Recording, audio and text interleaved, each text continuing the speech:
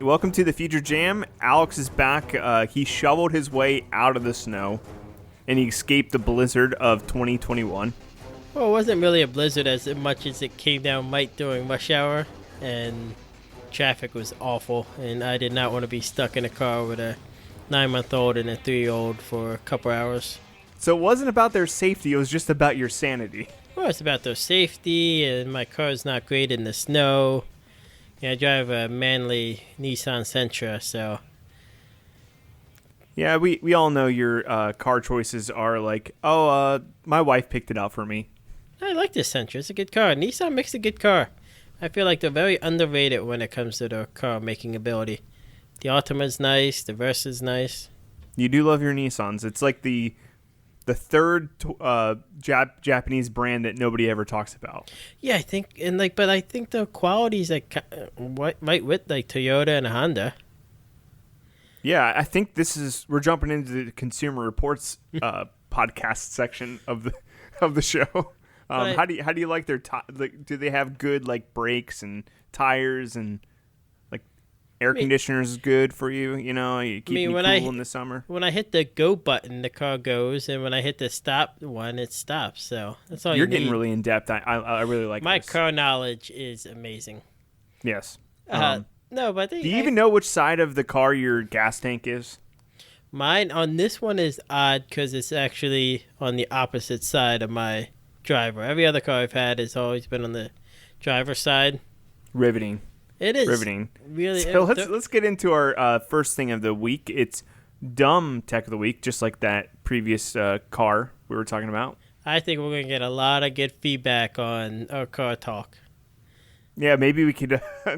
Who are the Click and Clack brothers or whatever? We could maybe replace them. Who the hell are the Click and Clack brothers?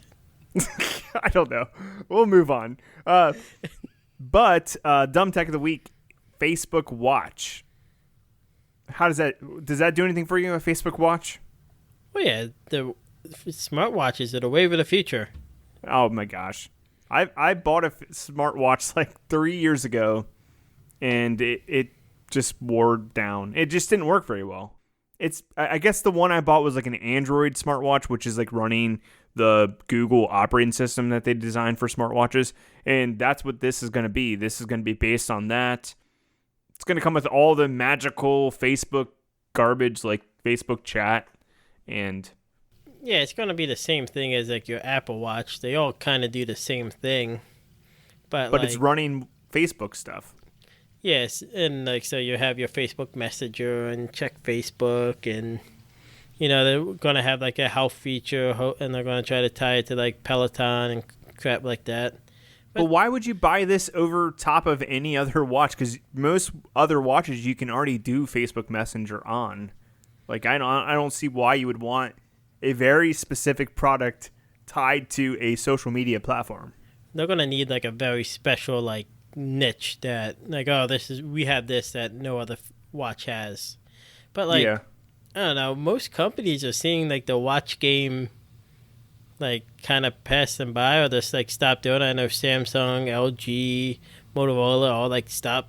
Well, Samsung still does it strong, but Motorola, they bowed out, and a couple other brands did, and I just don't think it's a big market. Like Apple Watch is popular, but outside of the Apple Watch, what's popular? Garmin? I saw Apple has 51% of the share, like the share of Apple smartwatches, and then the rest of the companies all split the other 51%. And there's a lot of like other like smaller brands out there. Yeah, but yeah, I think they all have like the little niche. Like the Garmin one's good for running and like working out, hiking, and then there's like the Fitbit, I believe. Remember when those were really popular and everybody needed a Fitbit to count their steps? I don't know if they're really relevant much anymore. No, but they're still big in the health tracking game. They are? Okay. I know my sister bought my whole family Fitbits, and I'm like, we're never going to use these. Well, you refused to start walking once she gave you one. Like, you never walked again. I hate walking, like especially during like work time. Like I don't want to get sweaty and then go back into the building and work. How much sweat are you doing on your lunch break? I mean, it used to be when we walked during lunch, it was hot out. Yeah. Well, we only walked on the hottest days of the year. we did. We walked only when it was 100 degrees or more. We did our walks. Sweated out. But yeah, it's dumb. I don't know why anybody would ever want a Facebook watch. Like you said, they'd probably need some super special feature to get somebody to buy it, but still. Well, like, I think the thing they're kind of marketing as is, like, it won't be tied to, like, any phone. So, like, you can use whatever phone you want. Well, might be a way to get more customers, but, like, it's a market that's not, I don't think it's really there. Everything I was reading, like, the chips on these smartwatches aren't that good. The operating system's not that good. And, like, the companies that handle it, like Qualcomm, that makes the chips. Qualcomm, yeah. Yeah. They updated the chips last year for the first time in 6 years.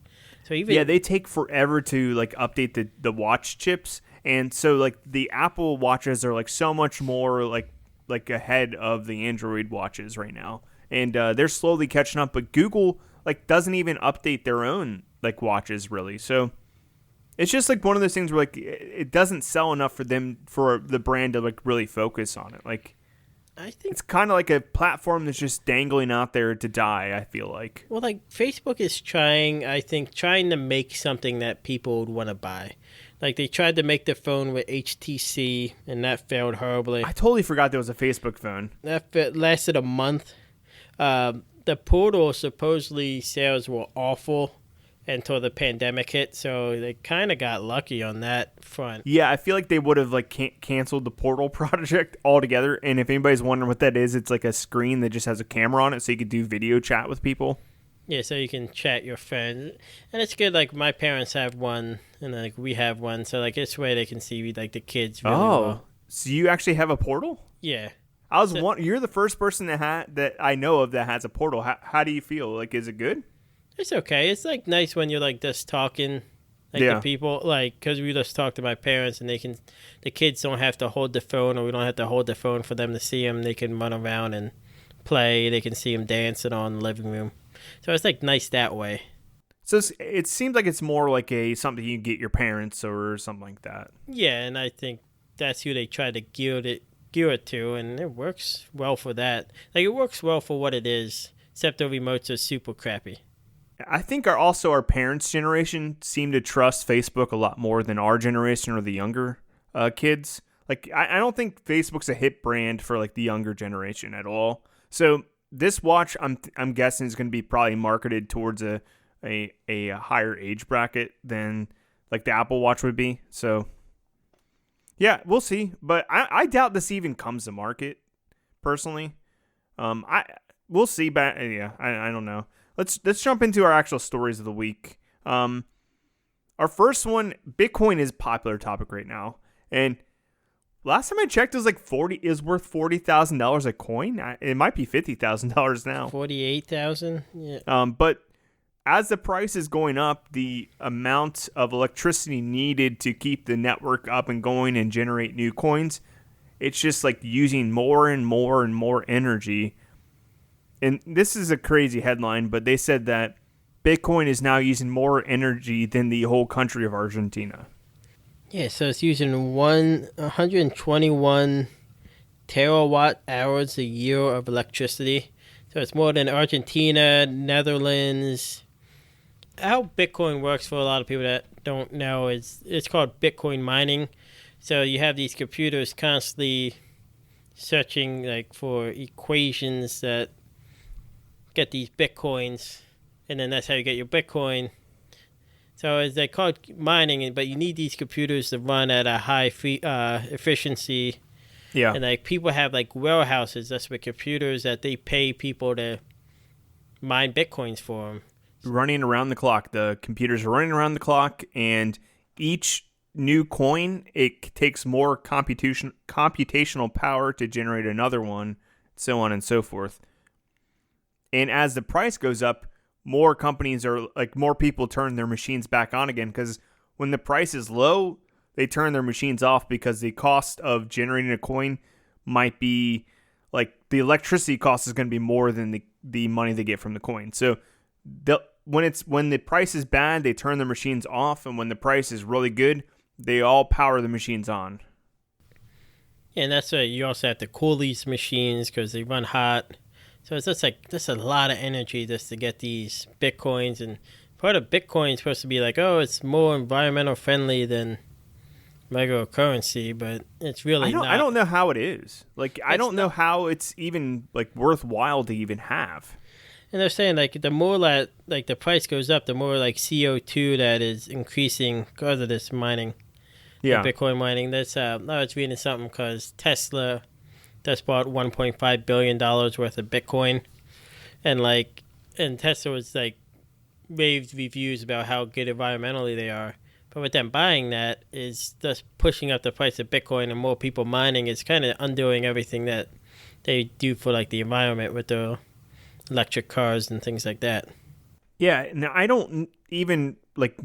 Do we even need Bitcoin at this point? It seems like it's just there to be like a money like making scheme. Like it's not actually used as a currency. Yeah, because really. That's like when Bitcoin bought it. Like, oh, you can use it to buy a car. Okay, well, it's $48,000 for one Bitcoin right now. Like, who has that? And it just like keeps going up. Eventually it's gonna burst. Like people like this think it's gonna keep going up, but it's eventually gonna burst when people realize like, what do you use it for? Yeah, I think all these people are just betting on like the price to continue to go up, and they're hoping they're going to make a whole bunch of money off that. But they're not actually thinking about, oh, we could use it as a currency to like leave Visa and MasterCard behind. It's like people aren't using it for what its intended purpose was. And that's what you're seeing now. The prices are so high. Like right now you're at the point where like you really can't, unless you're like gonna try to do your own mining or pay somebody to mine for you. You really can't get into Bitcoin right now. Well, you can use like a website like Coinbase or the Cash App to buy like fractions of a Bitcoin. Yeah. Like you could say I put in $100 each week for my paycheck or whatever. But at this point, you're investing in some like technology that you probably don't even know how it works. Yeah, and you're hoping that it's going to be like viable in 10, 15 years.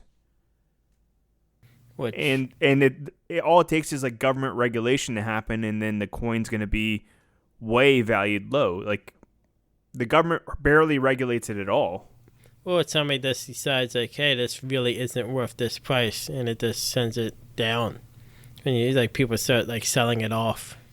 So yeah, it's just not a safe investment, and I just don't think it's worth it to destroy the earth over making some quick cash. I agree, Mike. Do you want to jump into the next story? This one's about like cops that enjoy listening to music on the job, and I'm all for that. I'm all for like jamming out to the Beatles or stuff like that.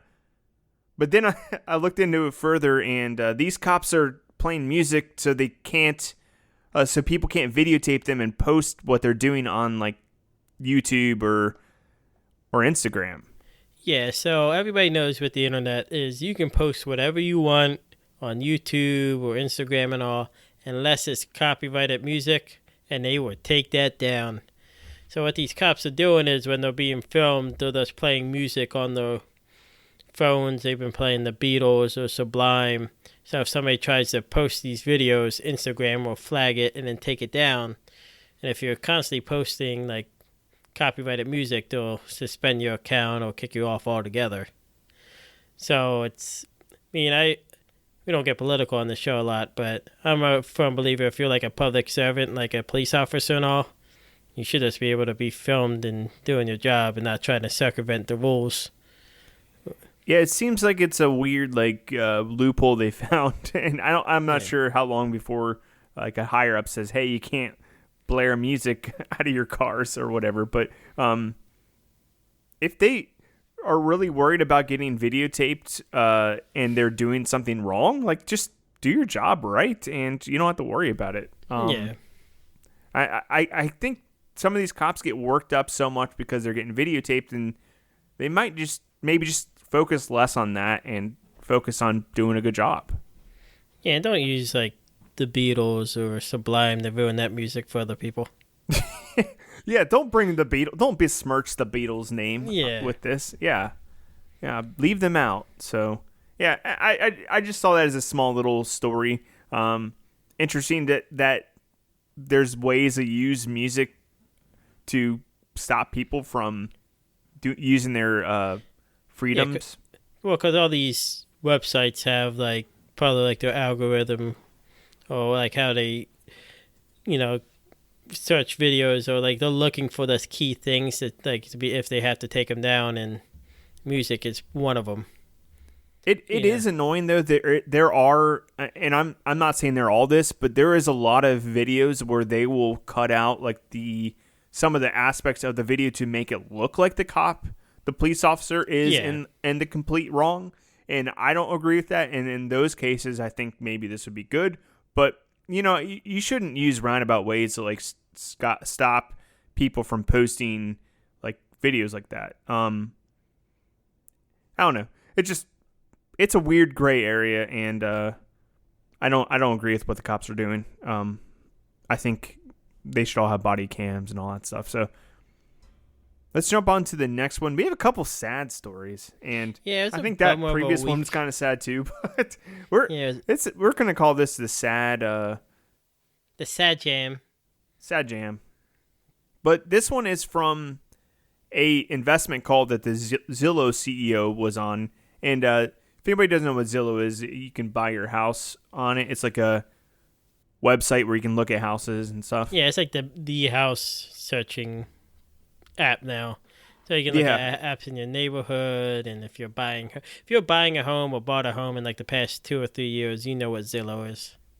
And ironically, they were really against working from home, from what I gather. So they didn't allow it at all at first, and then the pandemic forced them to shift their like actual practices. And I guess the CEO is getting more open-minded, or maybe he's just kind of shooting off a warning message.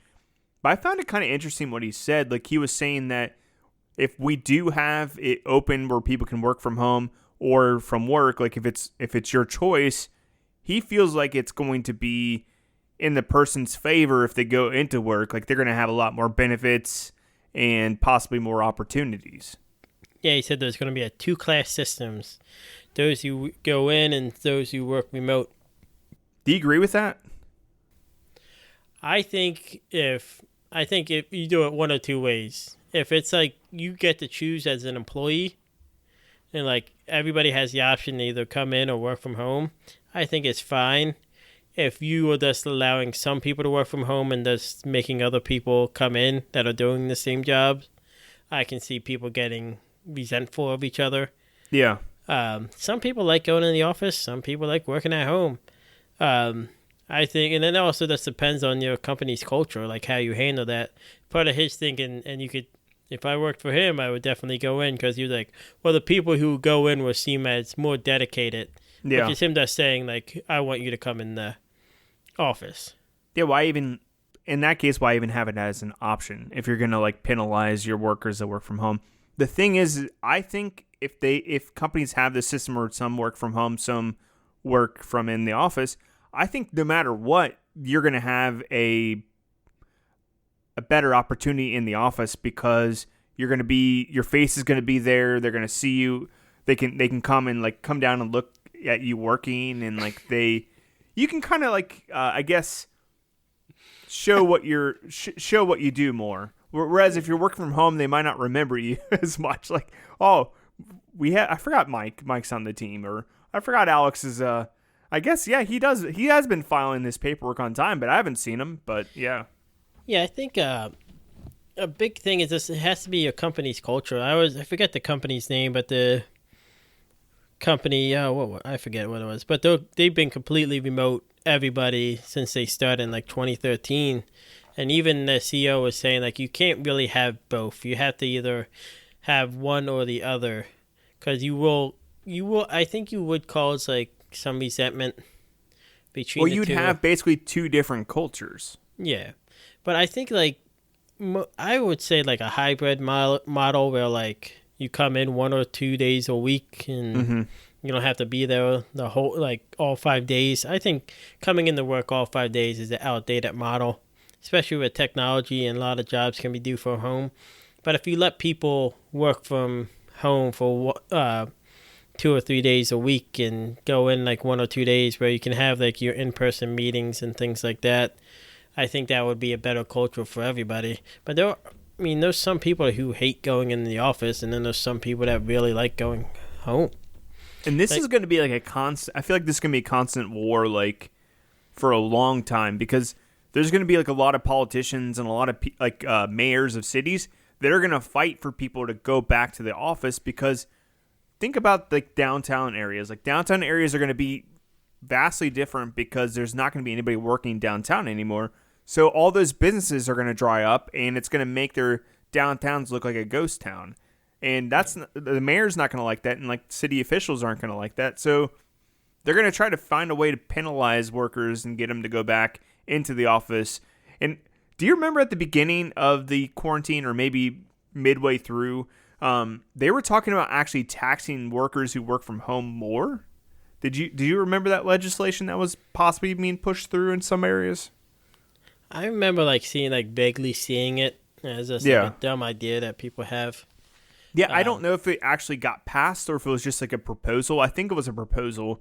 But their thought was, oh, you're not contributing to the downtown area of the city, so you should get taxed for working from home.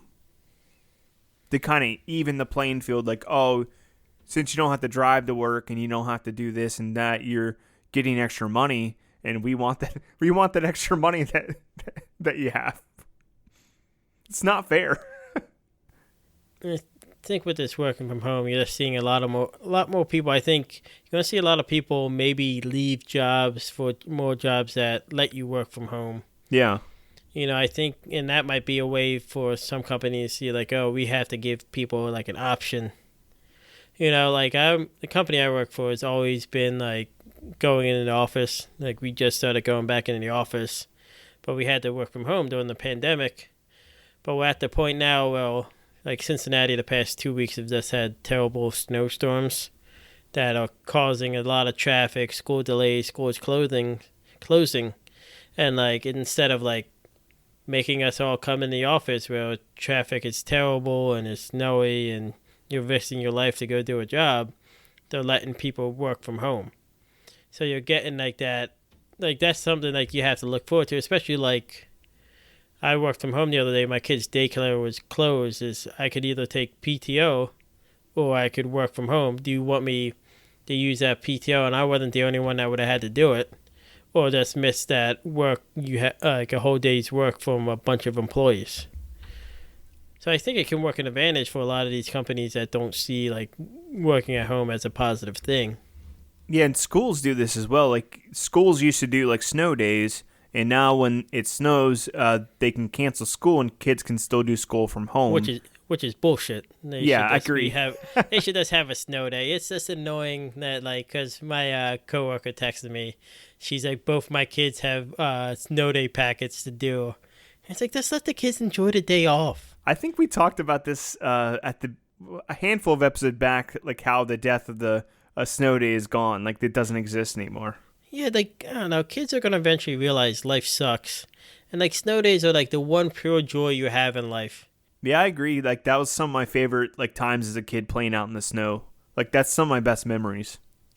And you don't feel the cold either when you're a kid. You just enjoy it. You don't, as an adult, you're get me inside. I don't want to be out here at all. I'm done. I don't want to go sledding. And, yeah, it's just, let's let them enjoy it. All right, and the next sad topic we're jumping into is GoFundMe's CEO also had a plea to our government, basically saying, "Hey, government, just let you know that we have a huge uptick of people requesting money because they're out of jobs or their restaurant had to shut down or a whole slew of different categories." And I just find that it's sad that this is happening, and the government doesn't seem to really care. I feel like they don't. yeah, it just irks me that basically all we'll get is a $1,200 check. 1,400. Thank you very much. 1,400. Okay, yeah. No, yeah, like GoFundMe was saying, like it's kind of interesting to see the data. Like they were saying, every 2 minutes a COVID relief related fundraiser has started on GoFundMe. Yeah. 1 out of 3 of the fundraisers since the start of COVID has been for COVID relief. So it's kind of interesting to see like the stats that they were promoting. And like it was kind of the one article I was reading saying like it was kind of a sign of what was happening before like you got the statistic for unemployment and things like that, where GoFundMe is seeing this stuff ahead of time that people are losing their jobs and all, and before you actually get that data. Yeah, GoFundMe has like all this disastrous looking data, but yet when you look at the stock market, it looks great. Well, I was actually I think I was listening to a podcast about that. I forget which one. So like the stock market, like is driven by like the top, like the top stocks and the top companies, and the top companies of the stock market are Google, Apple, Facebook, like all these technology companies that are doing really well. Like they're the ones that are making the market move up because they're doing really well during this time. So that's like why, like, I don't know, everybody looks at the stock market as like an indicator of how the economy's doing, but you really can't. No, that's why I was saying you really can't. No. I look at GoFundMe to see how the that's where I get all my data now. I just go right there, see like, oh yeah, 5 of my neighbors are GoFunding me, so you know.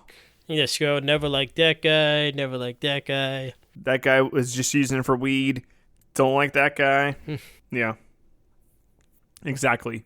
But yeah, it's like two different stories. Like some people think that everything's just fine, and I think they're living in like a fantasy land. Everything's not fine. I think it'll go back to normal eventually, but there's a lot of people struggling out there right now, and if you know of somebody who is, go on GoFundMe and shoot them a 5, 10, 15, whatever you feel like. But yeah, there's a lot of people out there that are struggling, and you know, it's sad, but I think we'll all get through. I feel like we didn't really come together as a country, like in past crises. We've seemed like we united and like helped each other and did stuff together. And this one it seems like it has been a little different, where we're all at each other's throats and stuff.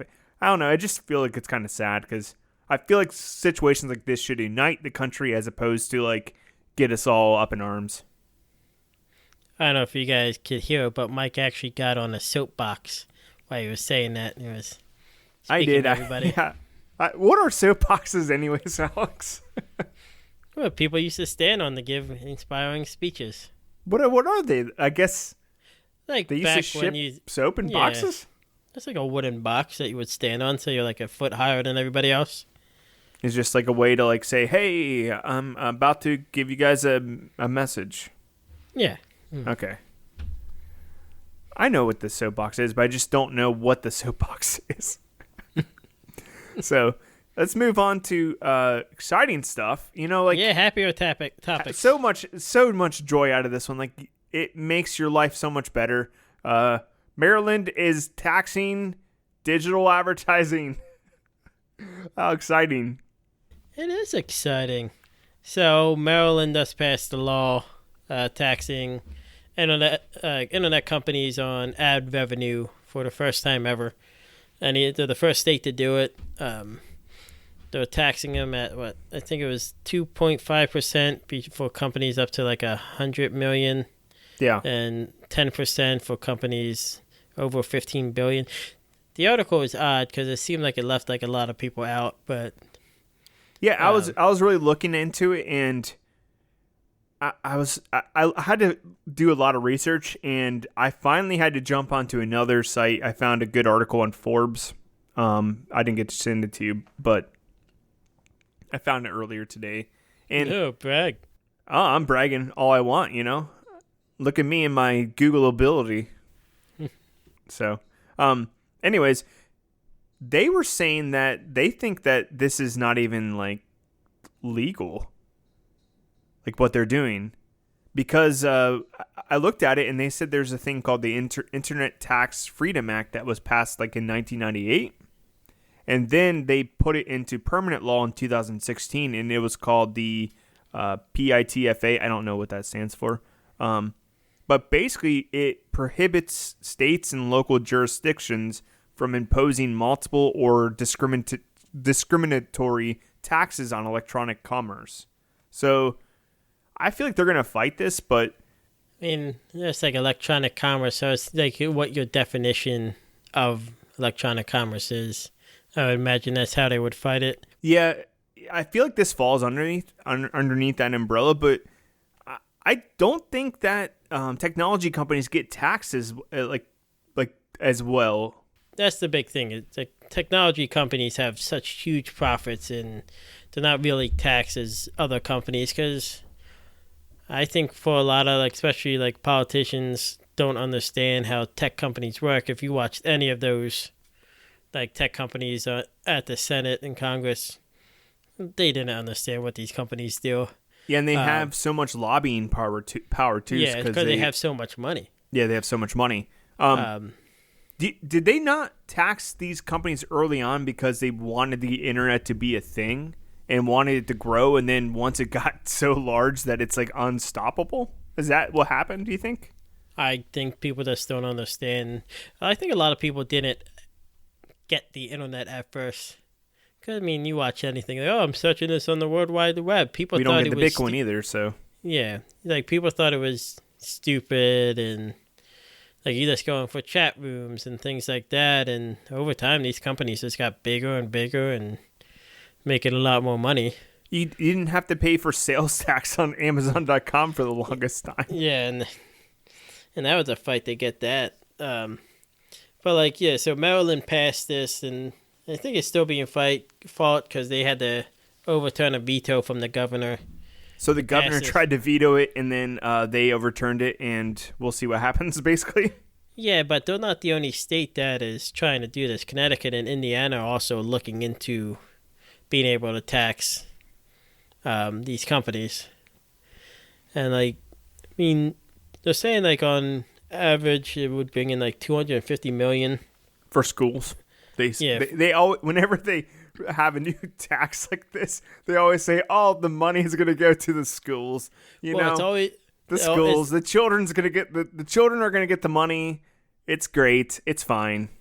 Well, it's always the money's going to go to the schools, and if you raise taxes, it's just going to hurt small businesses and small employees. So. Yeah, I was reading the comments, and everybody's like, "Oh, they're going to pass this tax on to the advertisers or the people paying for advertising." And then people just won't advertise on Facebook.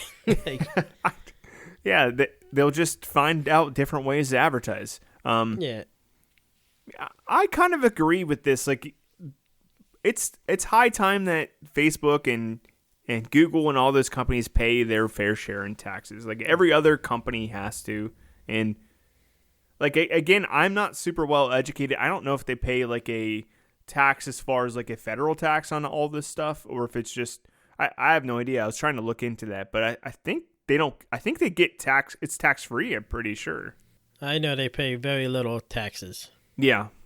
So. So I know. Let's jump on to the next story real quick, and it's about our other big brother, and that's Google. And I've always used Google Maps. I think it's probably the best one. And I know it's a big company that everybody likes to hate nowadays, but they keep adding awesome features to Google Maps. And this is sweet because I always hate like loading up a second app or a third app when you try to park, or like trying to put the quarters in the machine or whatever. Like, you can buy parking in the Google app, like the Maps app now, which is awesome. Yeah. This is really cool. I like this a lot. So like 400 cities are signed on for it that you'll be able to pay for parking through the Google Maps app. I like it especially like if you go to like a different city, because like every city does parking slightly different. Yeah, they all have their own weird like local map app, their local like parking app and all that stuff. Yeah, so this is bringing all of them together. I think it's called Park Park Mobile is what the site they're like really using through this. You have to have it set up with your Google Pay. Another account. way for them to get you to sign up for Google Pay, but it's convenient. Yeah, and then like this way you can also add money to your parking while you're sitting there. You don't have to go back to like the meter or something like that. So it just makes it convenient, and they also add that you can pay for your public transportation through Google Maps now. Yeah, it's cool. Like you for a long time you could look up bus routes and all that stuff in the Google app, and then you have to have coins with you to pay for your bus ticket or whatever. That'd be cool if you could just pay for your bus trip right there on the phone, or pay for your subway trip or whatever you're traveling on. No, but yeah, so you can. It's like 80 cities around the world that will accept this, and you can just pay for your public transportation. This is also like another nice thing if you go to like a random city and you want to take the public transportation, because it's always like confusing at first if you're not with somebody from there. Yeah, like what do you need to buy? You know. Yeah. So it's a nice feature. I mean, Google Maps just works well. So most people use it, but it's like a nice added feature that you can use. Plus, they get that extra revenue from probably selling the tickets through the actual app itself. I bet.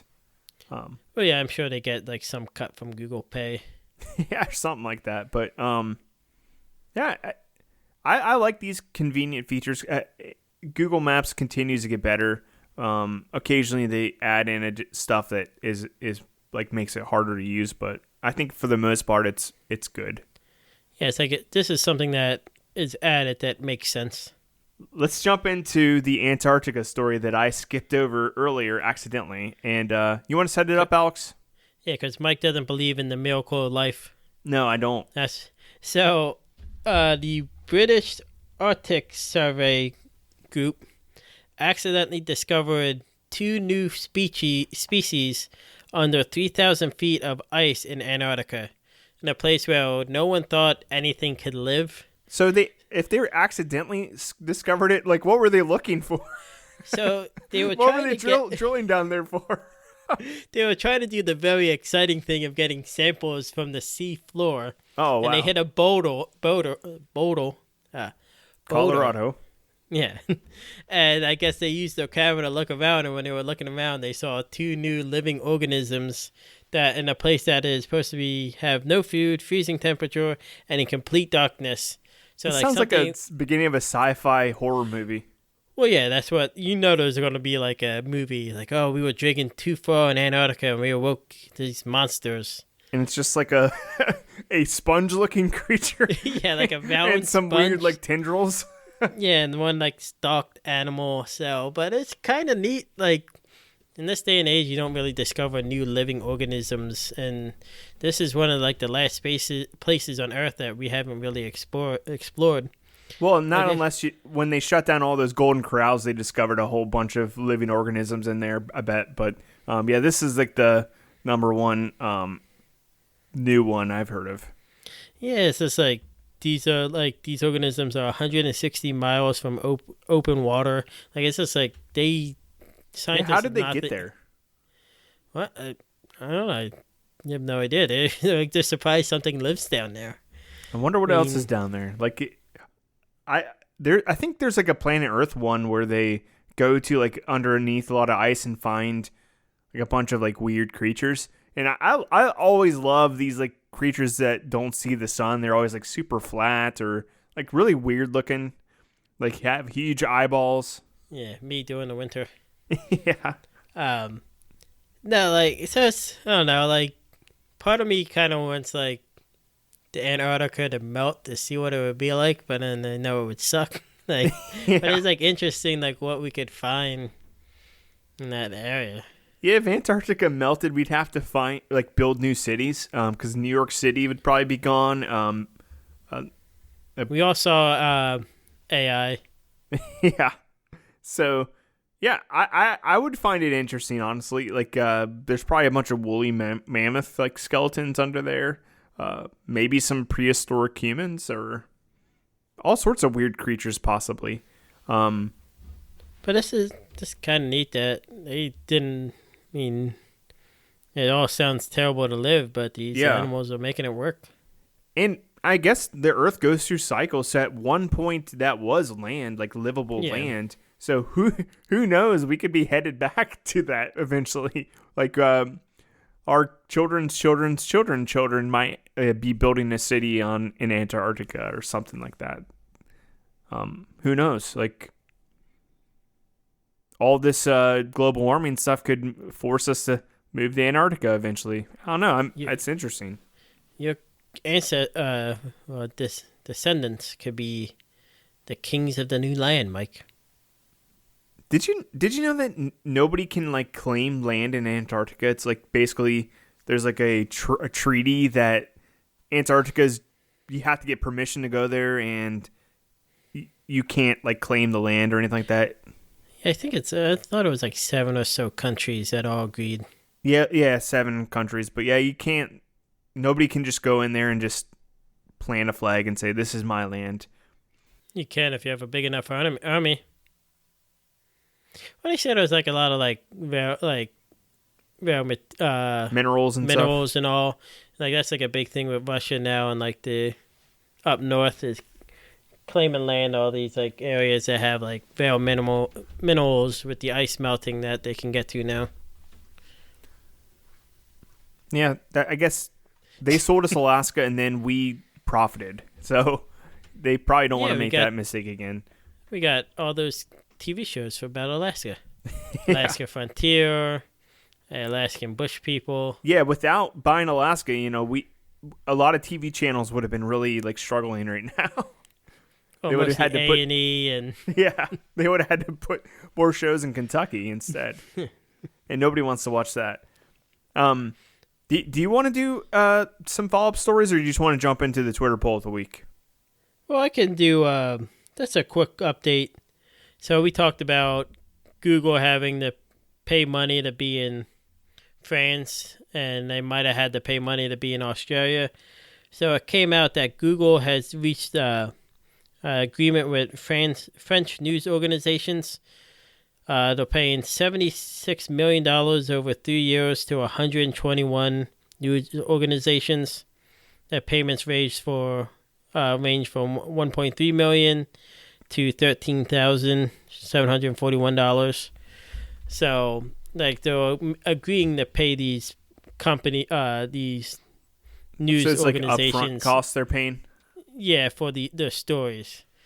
But I wonder if they're going to cut like the actual ad revenue off a little bit because they're paying them up front. They're like, oh, well, you're going to get a less of a cut of the ad revenue then. Sorry. No. And then they also in Australia, Australia was going to have stricter laws with this. And it was pretty much Google threatened to leave Australia because they would have to pay news organizations for their stories. So Google is paying Nine as a media company in Australia, $23.25 million a year for its content. So what I don't get is, will this apply to all like search engines like Bing and all of that? So all these companies are going to have to figure out a deal with these local news organizations. This is just Google's deal that they have. So what's next? Like what other websites are going to say you're going to have to pay us money to find us in search? Like it's. Well, this is just for like the new organizations that were hurting from the cut of ad revenues. Yeah, I'm not saying it doesn't sound. It sounds unfair, but it's a search engine. Like what it's supposed to search for stuff, and it's bringing people to your website. The issue is they're not getting the ad revenue that they usually got before. But I guess if Google was like trying to circumvent it on purpose and like show like blurbs on their search so you don't go into it, I can see that being the qualm. I guess that's what it is. We covered it a little bit on the last one. Yeah. So one of the old podcasts. Just listen to all of them. Yeah. And go back. So yeah. Again, let's just take down Google together. Okay. They're too powerful. Let's take them down. Let's get rid of them. Sorry, Google. We love you. We're sorry. We apologize. Love is a strong word. I would say we're more like acquaintances, Google. Yeah. We're on speaking terms still. I have to talk to Google every night when I turn my lights off. You know, like you say good night, Google. Yep. I say good night, Google. Turn my lights off to 5%. Oh. Yeah. Dim it and then turn it off. Really? So you ease into the darkness? Yeah. So let's get into our Twitter poll of the week. Let's just start this off as a thing. You posted this thing about Amazon coming up with a new strategy to market products. It's called Build, and I personally thought it was a cool idea. I know you were proposing this for Dumb Tech of the Week, but like I was all for that, and then I read it, and I'm like, this is actually kind of cool. I think it's trying to take some of the edge from like Kickstarter. Yeah. Where you like pay something ahead of time for something to come back down from the future. So you think this is like false marketing where they were going to make these products no matter what, and they're just kind of doing this to drive up additional demand? No, I think they had the like patented and the ideas for these items, but weren't really sure if they were going to sell, because they are kind of like odd items that you necessarily won't buy. Yeah. But like if you're doing this, like, hey, which one do you like? And you can pre-order it, and you know if enough people pre-order it, we'll make it, and you'll get it at a discounted price. So it kind of like they can market research what people would want. I like that idea though, because there's like a lot of interesting tech ideas that never get made, and I'm like, if they just put this up for pre-order, I'm sure there's enough people out there that would buy it and like push it. Well, if the items were good, the 3 items we're going to talk about are stupid. Yeah. So yeah, our poll. Which one do you think is the dumbest item they're proposing to sell? So basically, the idea is you would pre-order this, and if enough people, like you said, pre-ordered it, then they build it. So the first one I'll read off, and then you can read off the next one. But the first one is a smart sticky note printer, and I thought this was interesting because, like, if you need to print out like a shopping list or something like that, you could just tell Alexa, "Hey, print off the shopping list or print this off," and it's like a receipt paper printer, so it's not ink, it's whatever they call it. Thermal technology. Yeah, thermal printing. It's cool, but how much would you use that? I could see like if I was like, I don't know, there's different like business things. If you're a business, I could see it coming into use for that. Like there's like a thing called like Kaizen, like different business methods where you use a lot of sticky notes. So I can see like instead of people writing stuff down, like you can print these out and then put them up and like things like that. But like personal use, I mean. Well, my wife makes a lot of sticky notes, so if she could just say, "Hey, write this down and then print it," then I guess that would be useful. Yeah. But it's cost $89.99. Okay, yeah. No, not worth it. But I could see this being useful for somebody who's like disabled. Yeah, I think it has like its merits. I would say more like I just see it being used more in like an office setting or like if you had your own business. Yeah. You know. So I'm giving this one a maybe pre-order for me. Like probably not. So I'm not trying to sway the vote or anything like that. But yeah, I'm okay with this one. Okay. The next one is the Smart Nutrition Scale. Yeah, this is the scale that offers information on food and ingredients based off the weights of the items you put on it. It runs for $34.99. If you have the Echo Show, it will show you like the ingredients of it and all. Yeah, how does this work? Like, do you have to? I don't know. Like, if you like put something that, like you put like I have a lasagna and I put it on the scale, and like to show you what's in that lasagna. I'm guessing it has to be something that's pre-manufactured food. Like you scan the box. Maybe because they don't really have much information on it. Or maybe you just on your phone you say, "Hey Alexa, I'm weighing chicken breasts," and then you just put it on there, and then it tells you the calories and like all the metrics and stuff. I guess that's cool. I don't want to have to use Alexa. I think all these products are Alexa involved, and I don't want another smart device in my house. Because then they bicker back and forth. Like Alexa would be fighting with Google, and you'd have to deal with that. You're not going to like the future, Mike. It's all smart home products. I know. But how do you feel on this one? I'm pretty down on it. I don't think it's probably very useful, but I see it like if I was a cook or anything like that, I could see myself wanting it, but there's so much cheaper scales that are probably more accurate. Yeah, I just don't see myself ever using a scale. No, I'm like this is at the bottom right now. If I was voting on the Twitter poll, I'd probably vote for this one. Stop as of right trying now. to sway people, Mike. Okay. People make up their own opinion. They will, because they will choose a smart cuckoo clock. Yeah, this is the Who big even one. knows what a cuckoo clock is anymore? I think everybody knows what a cuckoo clock is. I don't know. They've seen Pinocchio. Me. They can't watch it anymore without parents. Yeah, with all the tobacco and drinking. Yeah. But the smart cuckoo clock, what is it? Just tells you the time when you can set alarms on it? Yeah, it tells you the time. It has some LED lights. You can set an alarm for it. That's a cuckoo clock. You can hang it or you can put it on a shelf. I think for this one, you'd have to see like how, if it looks really cool. I think for clocks, it all comes down to how it looks and like if it's stylish. And I've seen if there's a picture for the cuckoo clock. On the article I sent you, there is one. Yeah, it's not bad. It just looks like a birdhouse. Looks plain. I guess that's what a cuckoo clock is. This is like a birdhouse clock. I can see that one selling.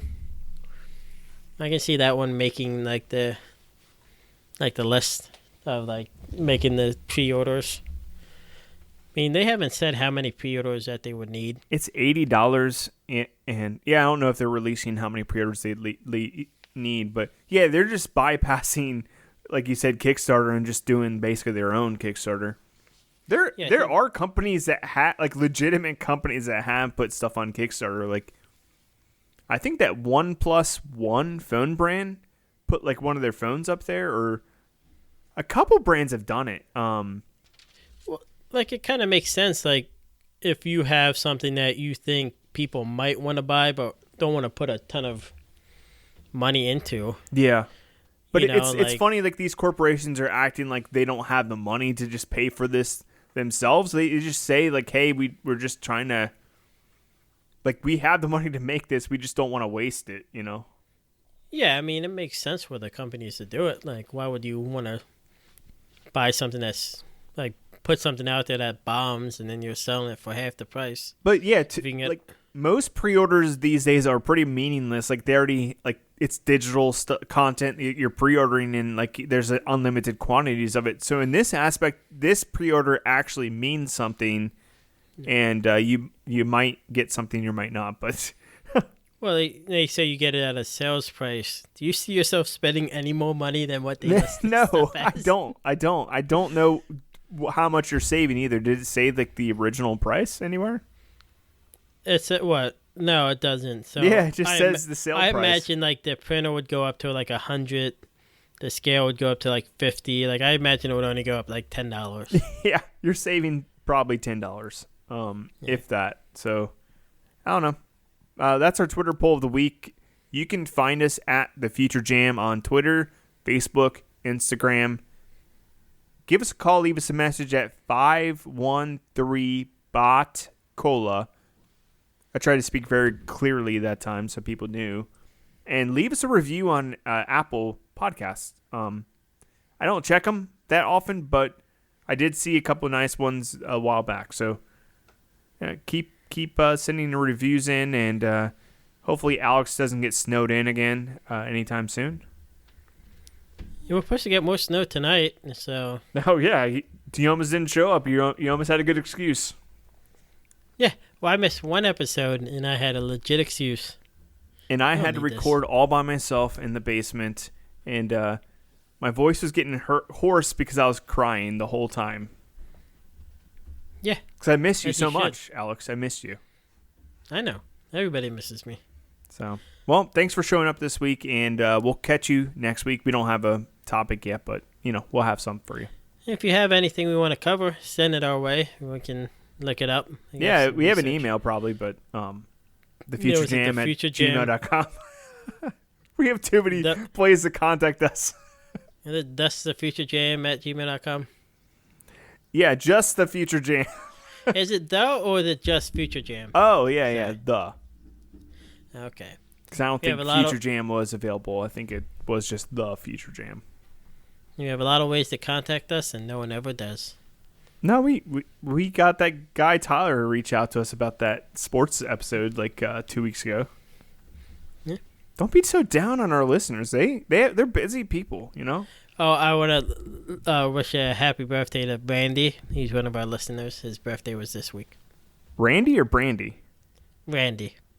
Well, happy birthday, Randy. Thanks for listening, buddy. So, yeah, anything else? Any more secret things you're going to mention? No. Are you having another baby or? No, we are done. All right. So, I think we got everything out of the way. We'll close this out, and you have a great week, and we'll catch you next week. Okay. All right.